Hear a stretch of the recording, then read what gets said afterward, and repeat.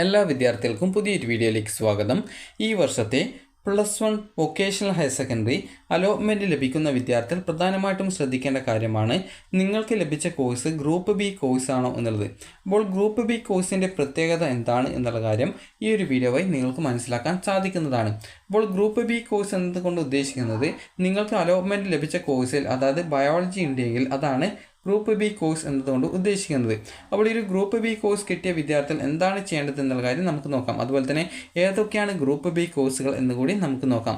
അതിനായിട്ട് വിദ്യാർത്ഥികൾ ചെയ്യേണ്ടത് vhscap.kerala.gov.in എന്നുള്ള വെബ്സൈറ്റ് നിങ്ങൾ ഓപ്പൺ ചെയ്യുക. ഓപ്പൺ ചെയ്ത ശേഷം കോഴ്സ് ലിസ്റ്റ് സെലക്ട് ചെയ്ത് കൊടുക്കുക. കോഴ്സ് ലിസ്റ്റ് സെലക്ട് ചെയ്ത് കഴിഞ്ഞാൽ നിങ്ങൾക്ക് ഇവിടെ കാണാൻ സാധിക്കുന്നതാണ് ലിസ്റ്റ് ഓഫ് VHSC കോഴ്സസ് എന്ന് പറഞ്ഞുകൊണ്ട് കാണാൻ സാധിക്കുന്നതാണ്. അപ്പോൾ ഇതിൽ ഏതൊക്കെയാണ് ഗ്രൂപ്പ് ബി കോഴ്സസ് എന്നുള്ളത് ഞാൻ പറഞ്ഞു തരാം. അപ്പോൾ നിങ്ങൾക്ക് ഇവിടെ കാണാൻ പറ്റുന്നതാണ്. ഇവിടെ നിങ്ങൾക്ക് ഓരോ കോഴ്സുകൾക്ക് ഇവിടെ കാണാൻ പറ്റുന്നതാണ് ഫിസിക്സ്, അതുപോലെ തന്നെ കെമിസ്ട്രി, മാത്സ് കാണാം. അപ്പോൾ ഈ ഒരു കോഴ്സ് എന്ന് പറയുന്നത് ഗ്രൂപ്പ് എ കോഴ്സാണ്. ഗ്രൂപ്പ് എ എന്ന് പറയുമ്പോൾ ഗ്രൂപ്പ് എ കോഴ്സാണ്. അപ്പോൾ ഇനി അടുത്തതായിട്ടുള്ളത് ഗ്രൂപ്പ് ബി കോഴ്സ് നോക്കാം. അപ്പോൾ ഈ ഒരു ഗ്രൂപ്പ് ബി കോഴ്സ് എന്നതുകൊണ്ട് ഉദ്ദേശിക്കുന്നത് അതിൽ ഫിസിക്സ്, കെമിസ്ട്രി, ബയോളജി എന്നിവ ഉൾപ്പെടുന്ന കോഴ്സാണ് ഗ്രൂപ്പ് ബി കോഴ്സ്. അപ്പോൾ നിങ്ങൾക്ക് ഇവിടെ കാണാൻ പറ്റുന്നതാണ്. ഇവിടെ നോക്കുന്ന സമയത്ത് നിങ്ങൾക്ക് ജസ്റ്റ് കാണാം, അതായത് ഇവിടെ വന്നിട്ടുള്ള ഈ ഒരു കോഴ്സുകൾ നോക്കുന്ന സമയത്ത് നിങ്ങൾക്ക് ഇവിടെ കാണാം ഫിസിക്സ് ഉണ്ട്, കെമിസ്ട്രി ഉണ്ട്, ബയോളജി ഉണ്ട്. അപ്പോൾ ഈ ഒരു ബയോളജി കൂടി വരുന്നത്, അതായത് ഫിസിക്സും കെമിസ്ട്രിയും ബയോളജിയും വരുന്ന സബ്ജക്റ്റുകളാണ് ഗ്രൂപ്പ് ബി കോഴ്സ് എന്ന് പറയുന്നത്. അത് ഈ ഒരു ഗ്രൂപ്പ് ബി കോഴ്സ് എന്ന് പറയുന്നത്. അപ്പോൾ ഈ ഒരു ഗ്രൂപ്പ് ബി കോഴ്സ് കിട്ടിയാൽ നിങ്ങൾ എന്താണ് ശ്രദ്ധിക്കേണ്ടതെന്ന് ചോദിച്ചു കഴിഞ്ഞാൽ, നിങ്ങൾക്കിപ്പോൾ ഗ്രൂപ്പ് ബി കോഴ്സാണ് കിട്ടിയിട്ടുള്ളതെങ്കിൽ, ഗ്രൂപ്പ് ബി എന്ന് പറയുമ്പോൾ തന്നെ അതിൽ തന്നെ ഏകദേശം കുറേ കോഴ്സുകളുണ്ട്. അപ്പോൾ ജസ്റ്റ് നിങ്ങൾക്ക് കാണിച്ചു തരാം. അതായത് ഈ ഒരു കോഴ്സ് കോഡ് വരുന്നത്, കോഴ്സ് കോഡ് വരുന്നത് 18 മുതലാണ്. 18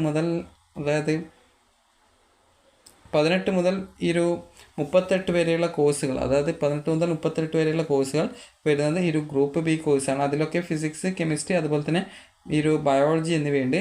അപ്പോൾ ഈ ഒരു ഗ്രൂപ്പ് ബി കോഴ്സ് എടുത്ത വിദ്യാർത്ഥികൾ എന്താണ് ചെയ്യേണ്ടത് എന്ന് ചോദിച്ചു കഴിഞ്ഞാൽ, നിങ്ങൾ എടുത്തിട്ടുള്ള കോഴ്സിൽ ഫിസിക്സ് ഉണ്ടാവും, അതുപോലെ തന്നെ കെമിസ്ട്രി ഉണ്ടാവും, അതുപോലെ തന്നെ ബയോളജി ഉണ്ടാവും. അപ്പോൾ ഈ ഒരു ബയോളജി, അതുപോലെ ഫിസിക്സ്, കെമിസ്ട്രി എന്നിങ്ങനെയുള്ള ഇത്രയും സബ്ജക്റ്റുള്ള വിദ്യാർത്ഥികൾ, ആ ഒരു കോഴ്സ് തിരഞ്ഞെടുത്ത വിദ്യാർത്ഥികൾ ചെയ്യേണ്ട പ്രധാനപ്പെട്ട കാര്യം, അല്ലെങ്കിൽ നിങ്ങൾക്ക് അലോട്ട്മെൻറ്റ് ലഭിച്ച ആ ഒരു വിദ്യാർത്ഥികൾ ചെയ്യേണ്ട പ്രധാനപ്പെട്ട കാര്യം എന്ന് പറയുന്നത്, നിങ്ങളോട് സ്കൂളിൽ നിന്ന് ചോദിക്കും നിങ്ങൾ അഡീഷണൽ മാത്സ് പഠിക്കുന്നുണ്ടോ എന്നുള്ളത്. അപ്പോൾ അഡീഷണൽ മാത്സ് പഠിക്കുന്നുണ്ടോ എന്ന് ചോദിച്ചു കഴിഞ്ഞാൽ നിങ്ങൾ ചെയ്യേണ്ട പ്രധാനപ്പെട്ട കാര്യം അത് പഠിക്കുന്നുണ്ട് എന്നുള്ള കാര്യം പറയുക. കാരണം നിങ്ങൾക്ക് ഈ ഒരു VHSCയുടെ ഗ്രൂപ്പ് ബി കോഴ്സാണ് കിട്ടിയിട്ടുള്ളതെങ്കിൽ നിങ്ങൾക്ക് ഈ ഒരു അഡീഷണൽ മാത്സ് പഠിക്കാനുള്ള അവസരം കിട്ടുന്നുണ്ട്. അപ്പോൾ അഡീഷണൽ മാത്സ് പഠിച്ചാലുള്ള ഗുണം എന്താണെന്ന് പറഞ്ഞു തരാം. സ്കോൾ കേരളയുടേതാണ് ഈ ഒരു അഡീഷണൽ മാത്സ് എന്ന് പറയുന്നത്. അപ്പോൾ ഈ ഒരു മാത്സ് പഠിച്ചാലുള്ള ഗുണം എന്ന് പറയുന്നത് നിങ്ങൾക്കറിയാം, സാധാരണ ഇപ്പോൾ VHSC അല്ലാതെ +2-ൽ ബയോളജി സയൻസ് പഠിക്കുന്ന വിദ്യാർത്ഥികൾ പഠിക്കുന്നത് ഫിസിക്സ് പഠിക്കുന്നുണ്ട്, കെമിസ്ട്രി പഠിക്കുന്നുണ്ട്, അതുപോലെ ബയോളജി പഠിക്കുന്നുണ്ട്, അതോടൊപ്പം തന്നെ മാത്സ് കൂടി പഠിക്കുന്നുണ്ട്. അതുപോലെ തന്നെ നിങ്ങളിപ്പോൾ VHSC ആണെങ്കിൽ നിങ്ങൾക്ക് VHSCയിലെ +2-ൽ ഗ്രൂപ്പ് ബി കോഴ്സ് ആണെങ്കിൽ അതിൽ ഫിസിക്സ് ഉണ്ട്, കെമിസ്ട്രി ഉണ്ട്, ബയോളജി ഉണ്ട്, എന്നാൽ മാത്തമാറ്റിക്സ് ഇല്ല. അപ്പോൾ മാത്തമാറ്റിക്സ് ഇല്ലാത്തതുകൊണ്ട് തന്നെ +2-ൻ്റെ, അതായത് സാധാ +2-ൻ്റെ ഈ ഒരു ബയോളജി സയൻസിന് ഈക്വൽ ആവുന്നതിന് വേണ്ടി നിങ്ങൾക്ക് അഡീഷണൽ മാത്സ് കൂടി പഠിക്കാവുന്നതാണ്. അപ്പോൾ ഈ ഒരു അഡീഷണൽ ആയിട്ട് നിങ്ങൾക്ക്, അതായത് നിങ്ങളുടെ സ്കൂളിൽ നിന്ന് ചോദിക്കും നിങ്ങൾ അഡീഷണൽ ആയിട്ട് ഈ ഒരു സ്കോൾ കേരളയുടെ അല്ലെങ്കിൽ അഡീഷണൽ ആയിട്ട് മാത്തമാറ്റിക്സ് പഠിക്കുന്നുണ്ടോ എന്ന് ചോദിക്കും. അപ്പോൾ പഠിക്കുന്നുണ്ട് എന്നുള്ള കാര്യം നിങ്ങൾ പറയുക, അങ്ങനെ നിങ്ങൾ അഡീഷണൽ മാത്സ് പഠിക്കുക. അപ്പോൾ ഈ ഒരു മാത്സ് പഠിച്ചാലുള്ള ഗുണം എന്താണെന്ന് പറഞ്ഞു തരാം. നിങ്ങളിപ്പോൾ +2-ൻ്റെ, അത് സാധാരണ ഹയർ സെക്കൻഡറിയുടെ +2-ൻ്റെ, അതായത് HSCയുടെ +2-ൻ്റെ ബയോളജി സയൻസ് പഠിക്കുന്ന ഒരു വിദ്യാർത്ഥിക്ക് +2-ന് ശേഷം ആ ഒരു വിദ്യാർത്ഥിക്ക് ഫിസിക്സ്, കെമിസ്ട്രി, ബയോളജി എന്നിവ ഉള്ളത് കൊണ്ട് തന്നെ നീറ്റ് പരീക്ഷ എഴുതാം. അതുപോലെ തന്നെ നീറ്റ് പരീക്ഷ എഴുതിയിട്ട് നിങ്ങൾക്ക് മെഡിക്കൽ ഫീൽഡിലൊക്കെ പോകാൻ പറ്റും.